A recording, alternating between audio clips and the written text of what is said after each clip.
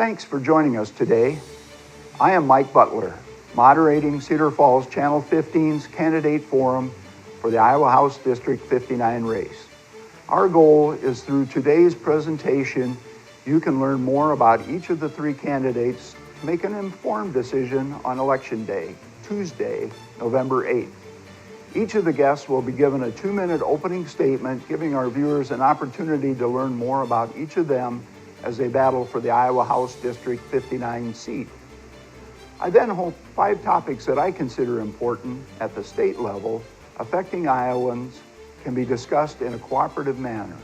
Each of our guests will be given 3 minutes to explain their thoughts and positions.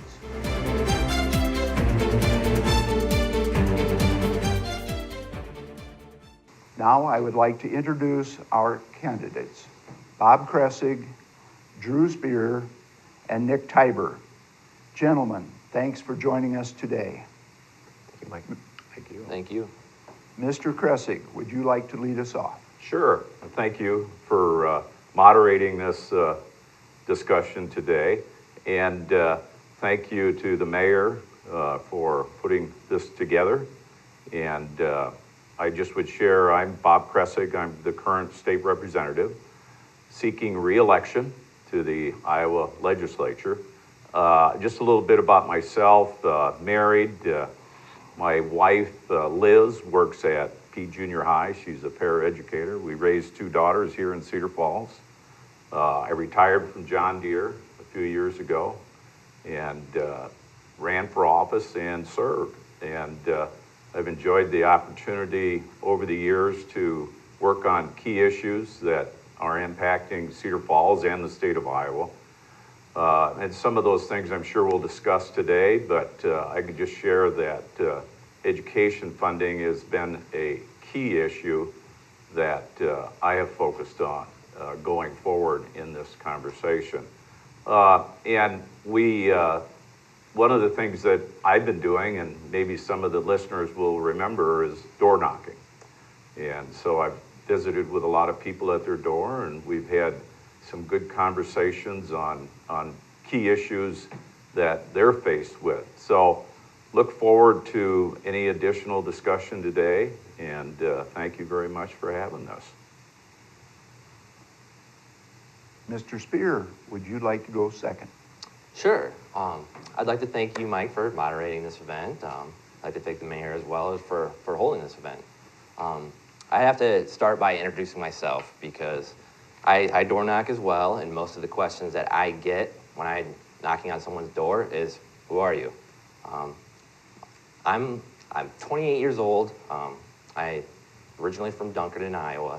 I moved here to Cedar Falls to go to UNI with my current wife now. She was my high school sweetheart when we left high school. We just haven't left. It's the point here. We love this community. We love being a part of it. This district is something that is I hold dear in my heart because we call it home now. This is my entrance into this race is one out of sincerity. I'd like to make this place, this district and our state, a better place. So hopefully at the end of this, we have some great discussion and we have some good ideas moving forward. So that's it. Mr. Tybor. Thank you, Mike. And thank you to the mayor. Thank you to the city of Cedar Falls. First of all, I want to give a shout out to the citizens, the nonprofits, the city for the response to the 2016 flood. This is absolutely one of the reasons why I take so much pride in calling Cedar Falls home. And it just speaks to the heart and the passion, I guess, of our citizens. So I'm really proud to be a part of that. My name is Nick Tybor. I'm running for the Iowa House of Representatives. I'm running as an independent. This is a little different. I believe one of the things that have held us back as a state is some of the party politics. I want to put people first, and that's why I'm running as an independent. It's a no labels type campaign. I believe Iowa has unmet potential. There are things that we can do to be more economically prosperous. We can be a leader again in education. Liberty leadership is important to me. And just good governance. Working on the city council for the last 8 years has proven to me and has shown me how good government can work. I'm proud of all the infrastructure that we've added to our city. I'm proud of the quality of life features. We've had to make hard decisions in the last few years related to budget. We're doing things and we're doing them well, and I'm very proud to be a part of the organization. One other thing that I believe in, though, is term limits. So I'll be stepping down after this next term, and I hope to step up and continue to serve the good people of Cedar Falls and District 59. Thank you, all three of you. And now, speaking of water quality, we have a lawsuit where the Des Moines Water Works is suing 3 Northwest Iowa counties over their lack of clean water control. Cedar Falls did recently experience our second worst flood ever. I would look at it as nearly as bad as the 2008 flood. What will you do if elected to help Iowans with our water concerns? Mr. Tiber. Water quality is very, very important to the state of Iowa. I think for many, many years, the state's been getting a free pass on sediment loss and nutrient loss. And this is only exacerbated by the extreme weather events that we're having. And some of that, the immediate flooding and the rush can be attributed to the millions of miles of tiling that we have in our state. The proposals that have been made so far to deal with the water quality issue have largely been based on a consumer tax, a sales tax, whether it be diverting the SAVE tax, which currently helps our schools build infrastructure, or even the recently passed constitutional 3/8 cents of a penny, I guess, that goes to conservation projects. And to me, that's unfair. Consumers shouldn't have to pay. Citizens of Cedar Falls already pay for their point discharge, the sewer plant, in fact, almost to the tune of $40 million. I think this is a case where you have to capture the cost of mitigation in the cost of production. So I think that this is a farmer issue and it needs to be solved by farmers. My proposal is to create a conservation tax and a conservation credit. All farms would be taxed, and then all farms, if they're practicing good practices, get the credit. So it's one that rewards, it's both a carrot and a stick. It rewards farmers for good practice, and it penalizes those that don't use good practice. Through the Iowa State Ag Extension, we of course have a tool to promote good practices throughout the state of Iowa. The NRCS, part of the federal government, is also a potential part of that solution. But I truly believe that the solutions do exist to our water quality issues. We just need to have the right carrot or stick in place in order to achieve it. Thank you. Mr. Spear. Water quality is an issue. It's an issue that Nick is right. It's been ignored for far too long. Whether we didn't realize the severity of the problem or we just chose to ignore it, it's two different things. But I disagree. I think that this is not just a farmer's problem. You know, we all take part in this state, and farmers, just as much as anybody, want clean water for our state. I come from a rural community. My family is farmers. I still help my cousin farm in the spring and the falls. And I can tell you that farmers, as much as anybody, want clean water. You know, and that's part of they don't want their nitrates downstream after they apply to their fields. So, you know, this is going to take a collective effort. I think farmers have been leading the charge here. A lot of them are practicing good conservation practices going forward, and it's about education. What can we do better? How can we keep more nitrates and soil erosion from happening? So going forward, it's definitely about working together and taking this issue head on as a group. So, Mr. Kressig. Thank you. Yeah, water quality has been an issue, and it's been a topic that we've discussed at the Capitol. We actually appropriated some funding 2 years ago that was then vetoed by the governor. And REAP, the Resource Enhancement Program, that really has significant success. Those dollars were vetoed too also by the governor. So there have been attempts to address the water quality issue.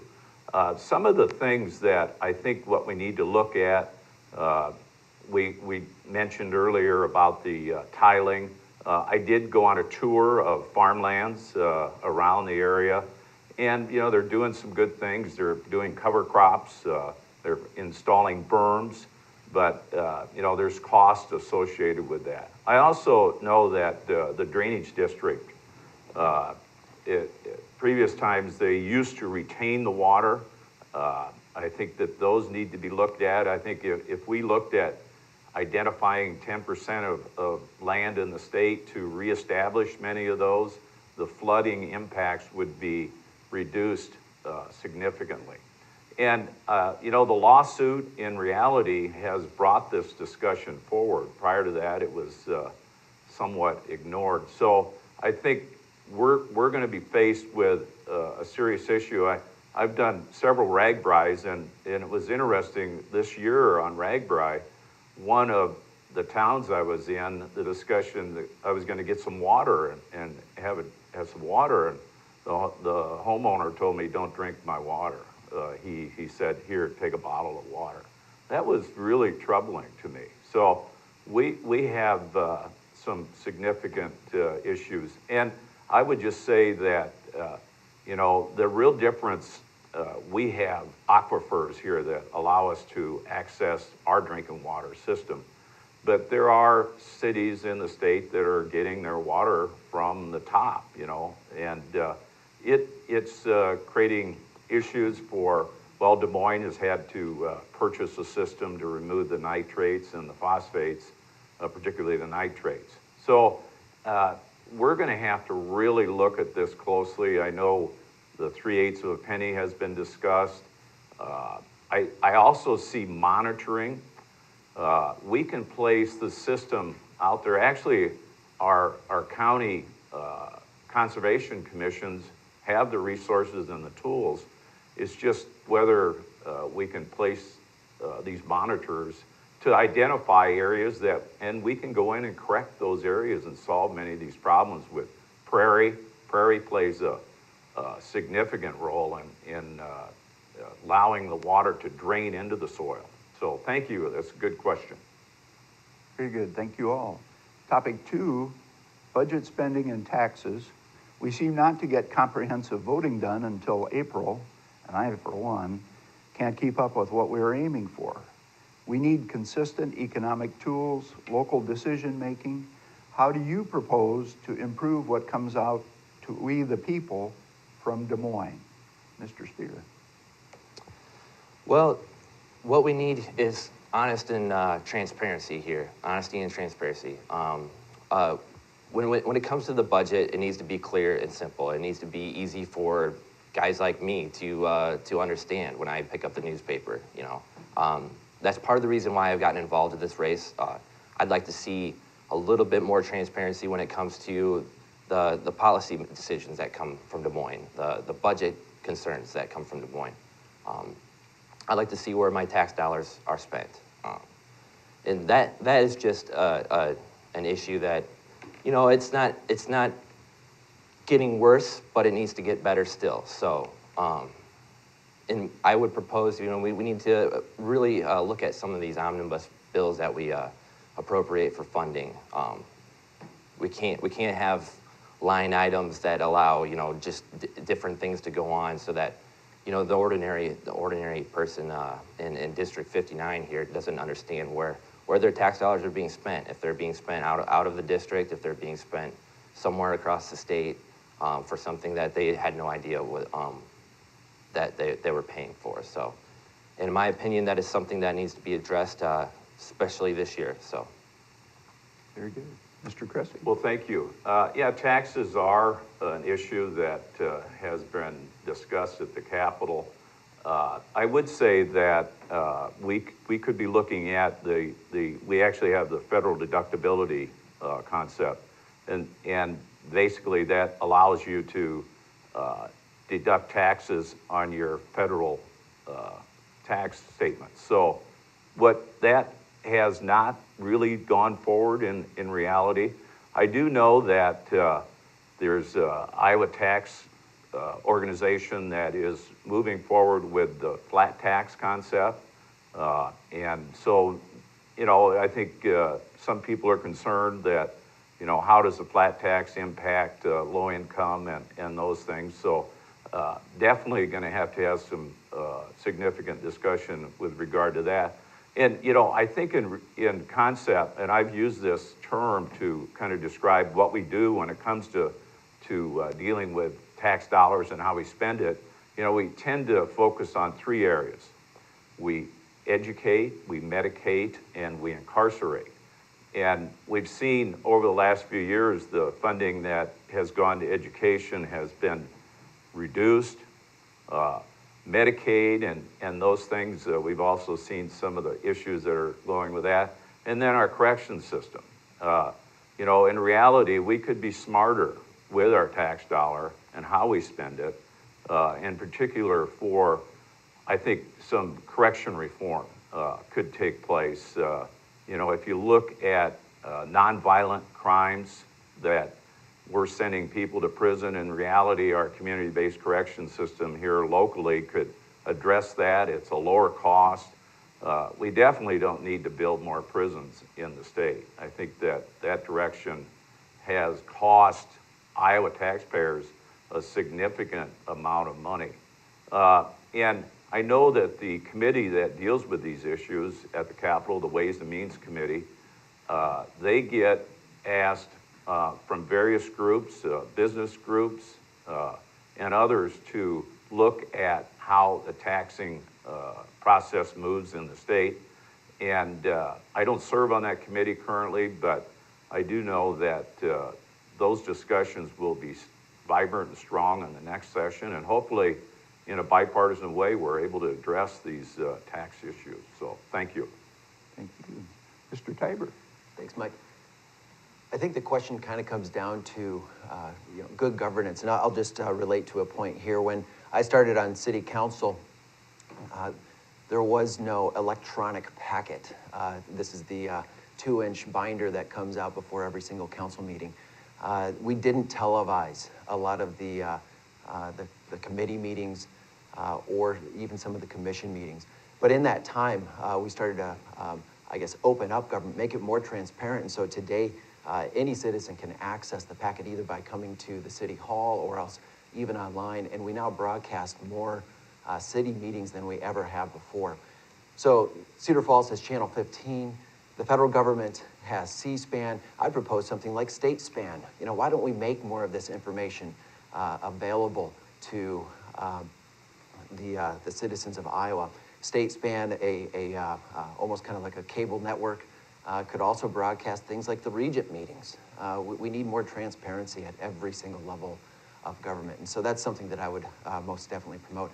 On the issue of taxation, Iowa's tax code is a disgrace. It appears on the surface to be 8.98%. That's how most people evaluate Iowa. The reality is we have this very complicated federal deductibility, which beholdens every Iowa taxpayer to 77,000 pages of tax code at the federal level. It's just not right. We can make it simple. We can make it fair. I say make it flat. And I actually endorse the Engage Iowa plan from Ron Corbett in Cedar Rapids. That's a combination of a flat tax as well as a penny tax. Why is that penny tax important? As we know, at the State House, every year there are always these budget gyrations. It's based on how well our economy is doing. If John Deere is doing well, income at the state level can be good. If farmers are doing well, income can be good. In other years, it can fall off a cliff, and so we have these fiscal emergencies. One of the things that the consumer tax does, if you make it a sales tax, it runs pretty straight. You don't have to deal with the budget gyrations. And then I'd also like to address on Bob's point, yes, we do need to look at things like criminal justice. One of the things that Iowa has always done is been a leader in liberty leadership, civil liberty issues, and we have to continue to look at that. We lock people up for the wrong reasons. We need to redirect more monies from incarceration to health services and actually treat this issue of mental health. For example, rather than locking people up, we need to give people the treatment that they need. So there's all kinds of things that the state can do. We need to refocus on principle and make government work good again. Thank you all. Topic 3 is education. We seem, I believe, to be a well-educated state, and yet students are falling through the cracks. And it mostly seems legislators are trying to control more from Des Moines and maybe a little less allowing the school districts to make decisions. Again, money does not get designated, allocated timely, and this really puts pressure on the school districts. Mr. Tiber. Great question. Education used to be Iowa's calling card. When I graduated in 1995 from Waverly Shellrock High School, we were recognized as being #1. I believe that was by ACT score at that time. But slowly but surely, I think that Iowa's local control has been eroded. And it started with No Child Left Behind. That was replaced with Race to the Top. And now I believe it's the Every Child Succeeds Act. But what's happened is we've relegated and ceded much of our education authority upstream, and I think that's been a problem. It's created more of a one-size-fits-all. That's not to say that there aren't good things that come of that. However, it's no longer an Iowa education, it seems. We, by best measure, we're number 24 in the country in education. Worst measure is 41. It depends what you're measuring. But that's what we do now. We want to measure everything. And to me, that's also a problem. We've taken so much instructional time out of the classroom in order to serve the interests of measurement, that's what we're starting to teach to. Cedar Falls is actually doing some pretty innovative things related to project-based learning and every student, every skill. But they're constrained by all the other mandates that come from up above. So I want to see that change. On the funding side, the state government funds about each child to the tune of $6,000. And every year you have this perennial debate between Republicans and Democrats. Republicans are generally on the low side, Democrats on the high side, and then eventually they always end up somewhere in the middle or less than middle. And that's just unfortunate. I would propose tying education funding to a better measure, like the Consumer Price Index, the inflation rate, so we don't have this perennial debate in the State House where they take so long to establish the budget that school districts can't even meet their statutory obligation for presenting their own budgets. And so we have to change that. So we have to make the State House and the Senate and the governor work together to make sure that we keep the focus on making education great. My final point is UNI. UNI should be the epicenter of education in Iowa, and I've got some really unique plans. I think all education resources at the region institutions should answer through UNI. I also think AEA, which is an underappreciated system, should be reorganized under UNI. So where Iowa State is to agriculture, UNI should be to education. And that will elevate UNI and the minds and the eyes of every single Iowan in the state of Iowa. And it will be, maybe, and I hope, the solution to putting Iowa back on top in education. Very good. Thank you, Mr. Kressig. Thank you. Thank you very much. Well, education has been falling in the state over the last 6 years. We've seen the funding piece. And, if you look at Iowa's quarter, each state has their own quarter. It's listed as education is our priority. And I think we've lost that. We've actually seen in the last few years the funding mess that's occurred at the Capitol for K-12 ed. The governor, he comes in and makes his State of the State speech to the Iowa legislature, and then 30 days after that timeline, we are to set supplemental state aid, or what it was called was allowable growth.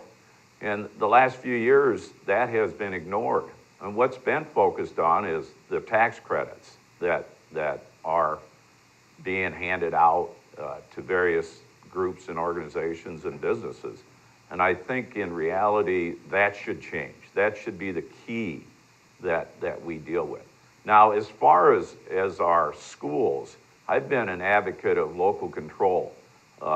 In my conversation with school board members, what are some of the keys that they're facing? You know, if you're a teacher in a classroom, you have classroom size growing. So, I mean, you could have 29 to 30 kids, when in reality, probably the best system would be about 24, maybe 25. And so we're seeing increasing classroom sizes. We're seeing teachers being laid off across the state. And so those are causing significant problems for our education system here in the state. So I think we get back into session this next year, we should focus on the funding concept, get it done. You know, the school districts, the teachers, the parents, they're all counting on us. And it was interesting, I was out door knocking yesterday, just off of Union Road on the west side. And you know, the community that we live in, there are a lot of young families here in the community. So I think that we need to wake up and address that. As far as UNI funding, you know, here's the concept. UNI actually has about a 90% enrollment from Iowa students, which is, you know, they don't have a lot of funding that comes from out-of-state students, which is twice the cost. And so UNI, over the few years that I've been advocating, we've made some improvements, but we still have a ways to go. If you look back in history, the state used to be the major funder of post-secondary ed, no longer true. So I think we need to move on and work toward improving education in Iowa. Thank you. Mr. Spear. Thank you. Education is an issue because we do want to be number one. As has been pointed out so far here, that I am total agreement that we need more local control in our school districts, and that's going to help with creating a more skilled and competitive workforce. If we know the area, if we know what kids need to learn to be competitive in the workforce, we need to be able to teach that to them, and that's through vocational training. That might be through high-tech manufacturing skills, but that's something that's only going to get better if we have more local control through the school boards, the administrators, and the parents of the school districts. Going forward, the budget is something that needs to be in place for the school year to start. Has been pointed out, it's a struggle for schools to set their own budget without a budget in place for them. That's something that needs to get better going forward. And I truly believe that if we look at some of the neighboring states that rank higher than us in education, we might be able to find something that is worth trying in Iowa. It's something that if you look to the leaders in the field of any field that you are studying or working in, you study how they are successful, and you try to emulate yourself after that. There's Midwestern states that have similar situations as that we do, and they're outclassing us in education. So I think if we get creative about it and imaginative about the problem, you know, we can think outside of the box here and come up with some real good solutions on how to move education forward in Iowa. UNI is a special place for me. I started out going to school at UNI. I finished at Hawkeye. My wife went to UNI. We're very involved with the University of Northern Iowa and the campus. We live just right off campus, actually. It's something that I want to be a strong advocate for. It's gotten shortchanged in the recent past. I don't think it's gotten worse, but I think we need somebody who is strong and is going to stand up for UNI when it comes to funding from the regents.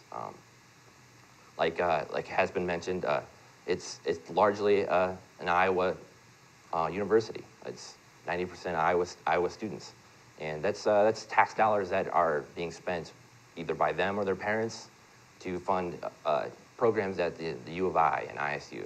So I think if we get more on an equal footing when it comes to funding for the 3 state universities, it's a good thing in my opinion. Thank you. And you all perceived what I would be asking next. So UNI was my next topic, and very near and dear to my heart. I'm a grad, and Hawkeye Community College, have been very involved there, more through my wife. But as a follow-up, how do we take better care of our local university? And maybe how do we not combine, but work with our community colleges so that the stepping stone, and I know they're working on it, works better. But funding is a real issue for you and I, and that I'm quite aware of. So, Mr. Kressig?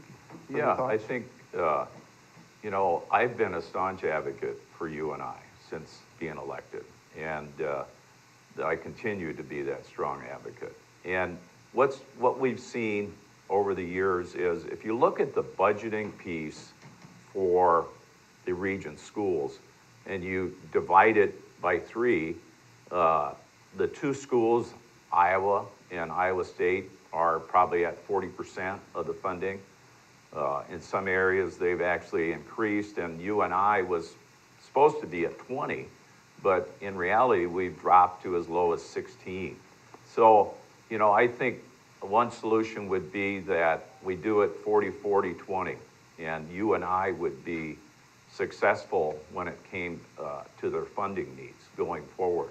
Now, what we've seen is that, you know, when we had the economy decline, funding for UNI was dropped significantly. We had some language programs that were canceled. We had the lab school that was in place here that was closed, and the building has been tore down. So, you know, and they had a museum at UNI. Those are some things that are gone, and they were assets to our school. I also know that for many of us that live in the Cedar Valley recognize that UNI is an economic asset. You know, between the employees, the sporting events, the students that come here to live, to work, to buy things, it's a significant asset to our community. And we need to continue to maintain that school. Because if it weren't here, this community would look significantly different.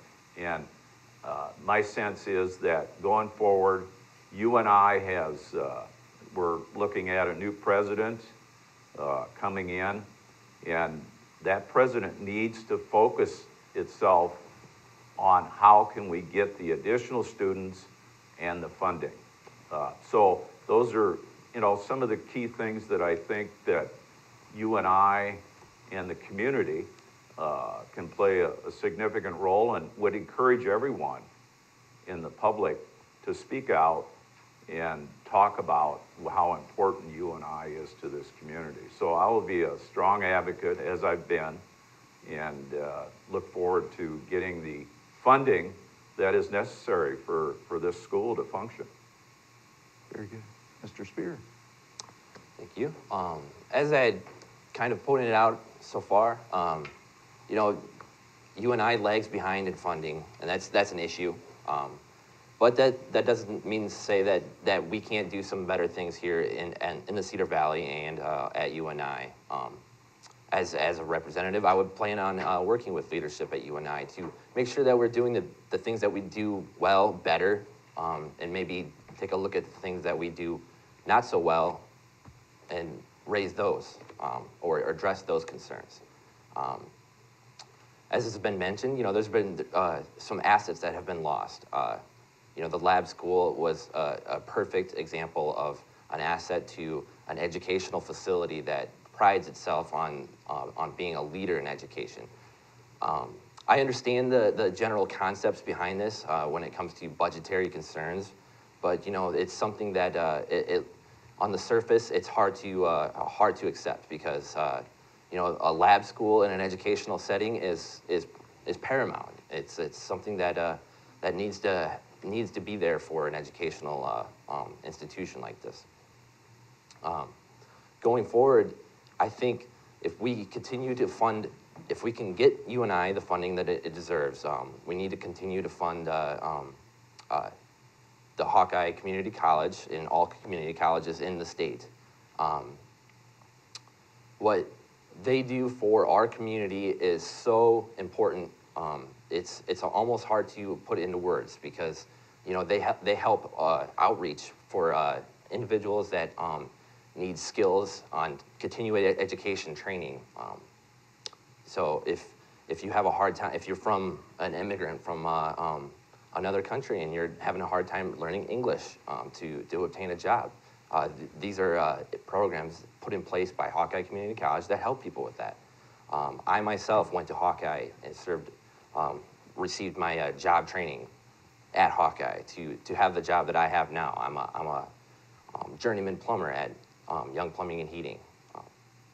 It's these things that the vocational training, the high-tech manufacturing, just everything that you can obtain from the Hawkeye Community College educational system, that it really ties our community together.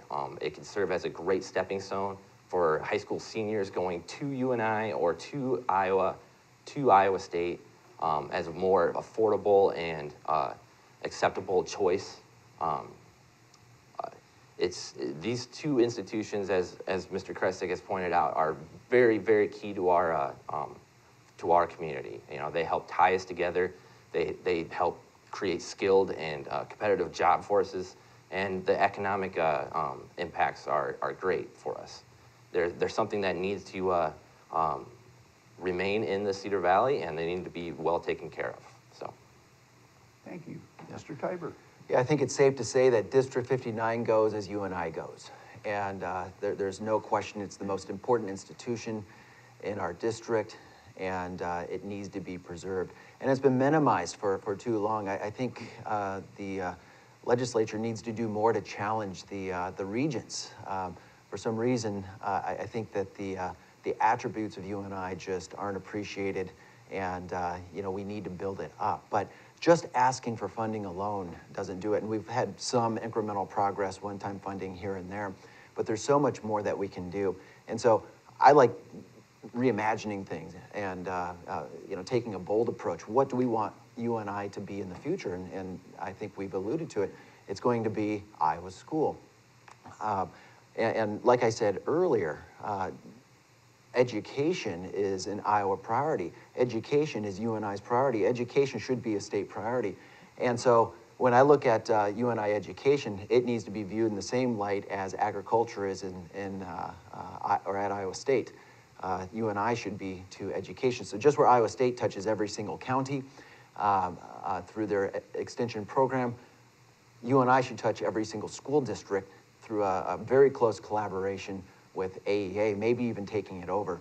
If we're going to elevate UNI needs to have a program of awesome and paramount significance, and that could be education, while doing all the other things that are important in a liberal arts education. You could apply the same logic to the business school, one of the best in the nation. Again, we need to provide resources where they're going to have maximum impact. Drew, I think, did a nice job explaining the importance of community colleges in our state as well. While door knocking, you meet many people and you get a lot of input, and somebody made a very innovative proposal where maybe UNI even absorbs, at least administratively, the community college system. And that to me would be truly revolutionary as well. Providing additional focus, additional integration, and a whole new program evolution in terms of how the community colleges serve the vocational and the technical needs of the state of Iowa. So I think UNI most definitely needs to be one of the priorities of District 59, and we need leadership to help explain and disseminate how to make that program rise. And I deal with this and many other issues in great detail on my website. I call it UNI Rising. I think UNI has a great future, but we have to re-envision and reimagine it. Very good, thank you. Health.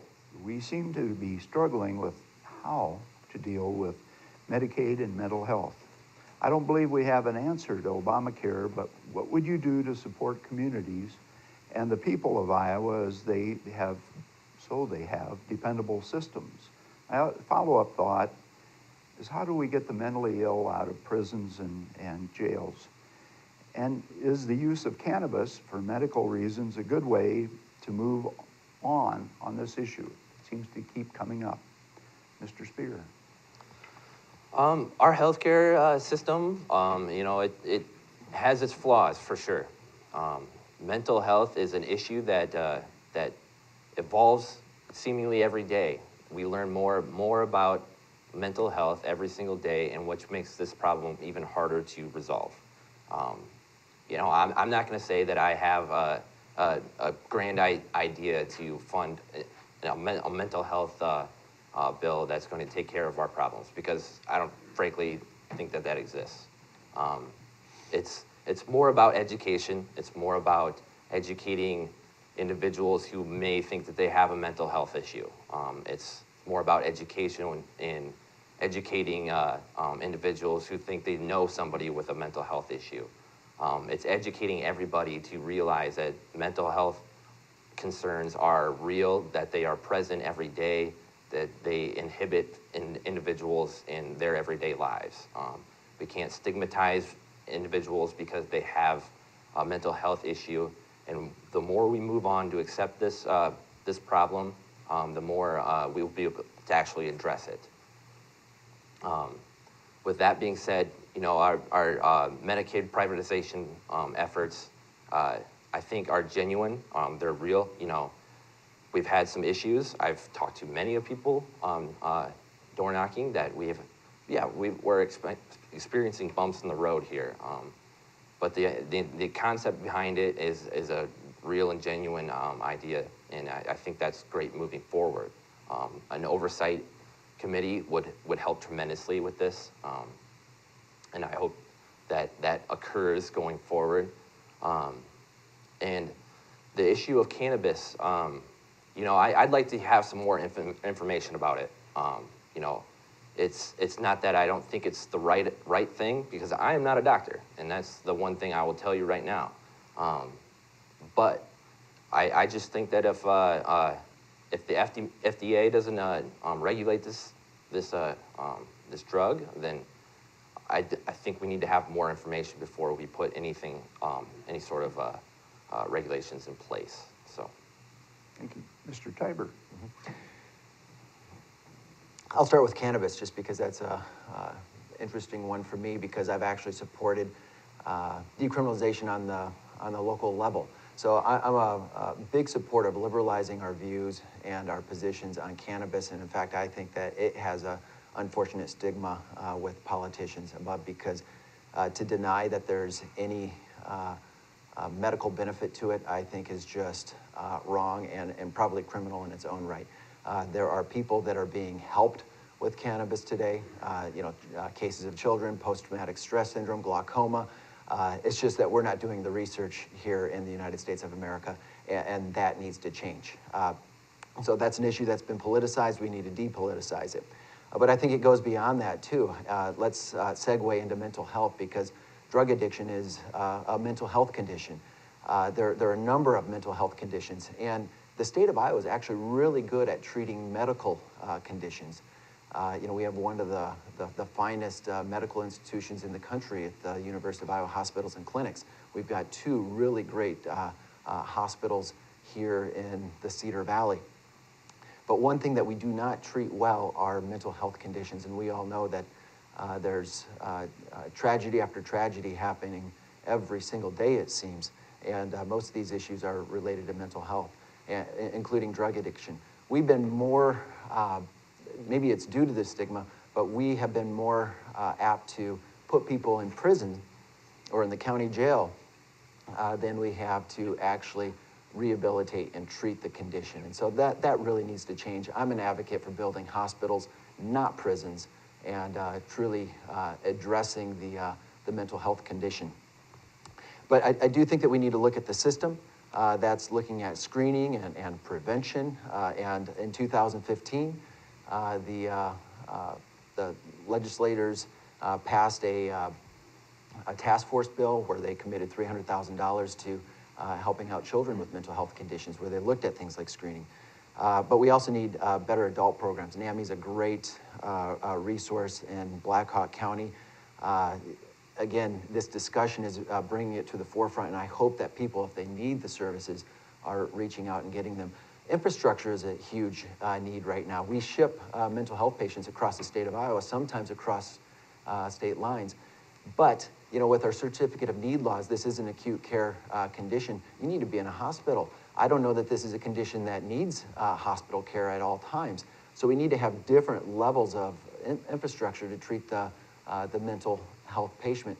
And then maybe the big elephant in the room is just the reimbursement rates. They are so paltry for mental health professionals that they can hardly afford to treat the Medicaid patient. So we need to really explore the reimbursement position. Thank you. Thank you, Mr. Cressy. Thank you, and your question was, I think, an appropriate one and a good question.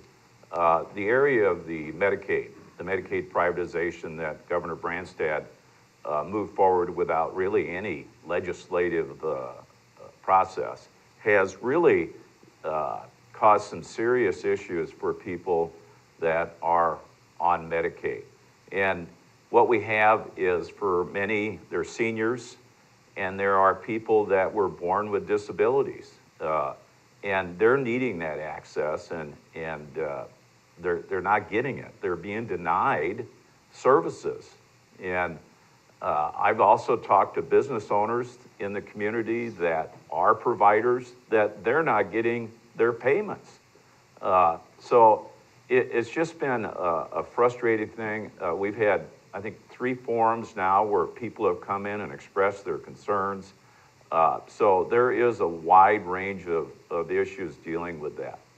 I would also talk about the mental health piece. I've been engaged with the Cedar Valley United Way for quite some time now, working with mental health professionals, working with educators and other electeds to identify how we can move the state forward with improving our mental health system. And one of the areas that is key is that when somebody has a mental health issue, that they can get to a facility and get treatment. Currently, that's not occurring. And in reality, without that treatment, what we end up doing is we end up filling our correction system. Actually, in the state of Iowa, the largest provider of mental health services is our correction system. So we need to develop systems that allow for access, and then also the screening process. I can tell you that in the K-12 setting, we're seeing mental health as an issue, particularly autism, which is a disease that impacts children's ability to learn and relate. So that's a key thing. As far as the medical cannabis, I've been what I've seen down at the Capitol, I've seen families, I've seen mothers talking to me that if they don't get access to something like this to help deal with epilepsy, PTSD, Crohn's disease, many of those diseases, they're going to leave the state. And, oh, by the way, it does work. We've seen the values, we've seen the benefits, and it's not the FDA is going to decide this, it's the Drug Enforcement Agency at the federal level, because currently marijuana is listed as a Schedule I that says it cannot offer any medical benefits. It's a shame that this is occurring in the state, and we need to get this done next session for Iowa families. Very good, thank you. Now we will have a 3-minute close for each of you. Mr. Tiber. Well, it's been an honor serving the citizens of Cedar Falls as the at-large council representative. And like I said, I'm stepping down, but I also hope to step up. My feeling is, our city is great, but it's actually bad policy and bad politics at the state level that hold us back. If we're going to elevate our city, we need to elevate our state. And I believe we have the ability to be the leader in the country in terms of economic prosperity. We can get back to the top in education. Liberty leadership has always been something that Iowa has led. and then also just good governance. There's so many things that if we just focus on growth, and all these issues touch growth in some way or another, the problems that we're dealing with, whether it be Iowa water quality, mental health, or even our position education, become so much more solvable, because if we're growing, we actually generate more revenue for our state coffers. We can do more. And so my whole campaign platform is one that's based on growth. I'm a business leader. I'm a civic leader. I'm an engineer, so I practice logic and reason for a living. I'm a family man. I am Nick Tiber, and I guess I'm asking for your consideration and your vote on November 8th. Thank you. Mr. Kressig. Well, thank you for having this today. It was really a great discussion. The concepts that are being talked about partisanship, I just would like to share that at the Capitol, I'm one of the legislators that can work across the aisle, that we can make decisions and move forward with important decisions impacting Iowans. As far as going forward in this race that we're faced, I think that I bring the best ideas, the best concepts, the ability to work and listen, not necessarily focus on my ideas, but try and listen to others in the community, especially having forums and discussions, people come to the Capitol. I look forward to those discussions because I think they're significant and important. They call it representative government for a reason, and I feel as though that from that perspective, I can do the best job for the citizens of Cedar Falls. I also know that many of the issues that we talked about today, particularly the mental health piece and the education piece, the water quality piece, those are all issues that are key. I understand what the issues are. And going forward, I can support and recognize issues that really will make improvements to the state of Iowa. You and I just got to say that it is something that when I was first elected that I recognized that was a key area for me to focus on, and I have over the years. It's been a little frustrating, but I'm willing to go back and fight for that school. I think it's a valuable asset to our community as a whole. And I just would ask voters, if you have questions of me, I'm easily accessible. I have a website, bobkressig.com. I'm on Facebook, Twitter. You can call me at my home, 266-9021, and we can have discussions about issues, concerns, ideas that you may have that we should look at the state government. So I appreciate this. I look forward to continuing serving in the state capitol, and would just ask for your vote on November 8th. Thank you. Thank you. Mr. Spear. Again, I'd like to thank everyone for holding this event. It has been a wonderful discussion so far. I'd just like to close by reiterating that when I said that when I was sincere about trying to make a change here in Iowa to leave Iowa a better place than when I came. That's real. That's the whole goal behind my decision to enter this campaign race.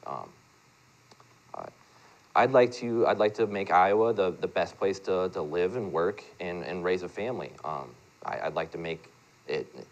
Nick spoke about growth, and it's real. It needs to happen here in Iowa in order for that goal to be achieved. And we are going to achieve that goal by working across the aisle, by working together under all of these Iowa values that we hold near and dear, the sense of community that is only unique to Iowa, that everyone thinks about when they think of Iowa. Iowa nice, if you will, So just to sum up what my views are when it comes to making this growth possible, we have to encourage economic growth, but we have to do it with a strong fiscal policy. You know, we cannot dip into our savings. We have to run the budget as we do our own households, and that's practicing strong fiscal policies. And when I think about what Iowa can be and where we are at now when it comes to all of the issues that we've addressed so far today, I have a lot of hope for the future because, you know, no matter who it is that wins this election, I think you have a decent leader, a good person that is willing to go to Des Moines and work to make the state better. So I'd like to thank you again for inviting me today, and I really appreciate it. Thank you all. I fear we have run out of time. I thank all three of you for your interest in government and your participation today. And thanks to Cedar Falls Channel 15 for their participation in helping us put this on, and to you, our audience, for paying attention to politics in Iowa and to our leadership. We have a decision to make on November 8th. Please exercise your right to make that decision by voting. Have a good day.